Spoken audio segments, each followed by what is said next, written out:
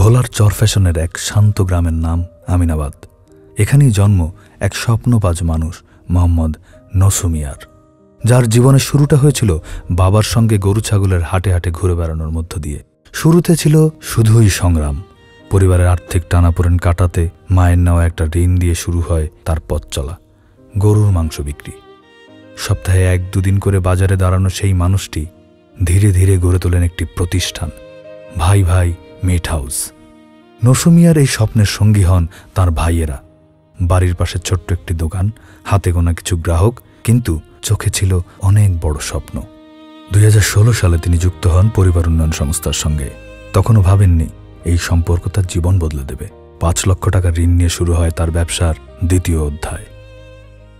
আমার ব্যবসার বয়স 18 বছর। আমার বাবার সাথে হাটে বাজার আসিয়া গরু কেনাকাটা করিয়া গরু নিয়ে বসতুল্লাহ সময় নিজে মাংস দোকান দিছি, দিয়া মাংস ওখানে বিক্রি করি।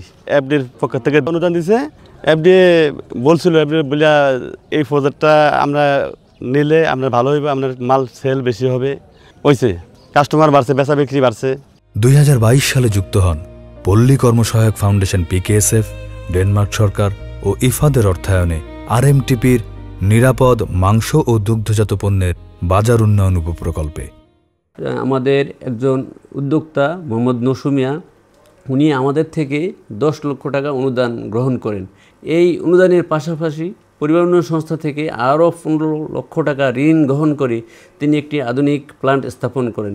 এই প্লান্টের মাধ্যমে তিনি স্বাস্থ্যসম্মত এবং নিরাপদ মাংস সরবরাহ করেন। মাংসের কাটিং শিখাইছে, তারপর কোন মাংসটার মূল্য বেশি সব কিছু এটি বোঝাইছে না। কিমা মাংস মূল্য বেশি, কাঠ মাংস মূল্য বেশি, কেরানি মাংস মূল্য বেশি, অনেক কিছু বুঝাইছে। আমার 8 জনের স্টাফ ট্রেনিং পাইছে। মানে মাংস কাটিয়া কাঠ মাংসটা আলাদা, আর কেরানি মাংস আলাদা, মাথার মাংসটা আলাদা, সব কিছু আলাদা আলাদা সিস্টেম করি। এই অগ্রগতিতে থেমে থাকেন নসু মিয়া। 2022 সালে FDA এর RMTP প্রকল্পের মাধ্যমে 10 লক্ষ টাকার অনুদান পেয়ে আরও 30 লক্ষ টাকা যোগ করে বর্ষতুল্লাহ বাজারের পাশে গড়ে তোলেন একটি আধুনিক মাংস প্রক্রিয়াজাতকরণ কারখানা।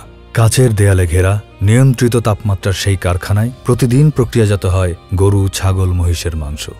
মাংস কাটার জন্য ব্যবহার হয় বোন স মেশিন। কাটা মাংস রাখা হয় চিলারে।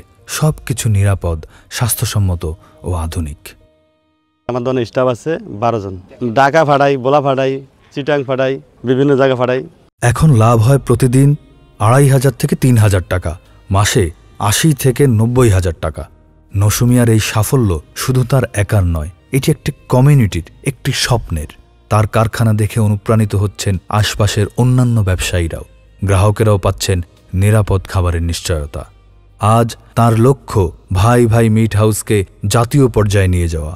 আর সেই যাত্রায় পাশে আছে RMTP প্রকল্প ও পরিবার উন্নয়ন সংস্থা। এই গল্প শুধু একটি সফল ব্যবসার নয়, এটি একজন মানুষের স্বপ্ন, সংগ্রাম আর সাহসের গল্প, একজন সত্যিকারের অনুকরণীয় উদ্যোক্তার গল্প।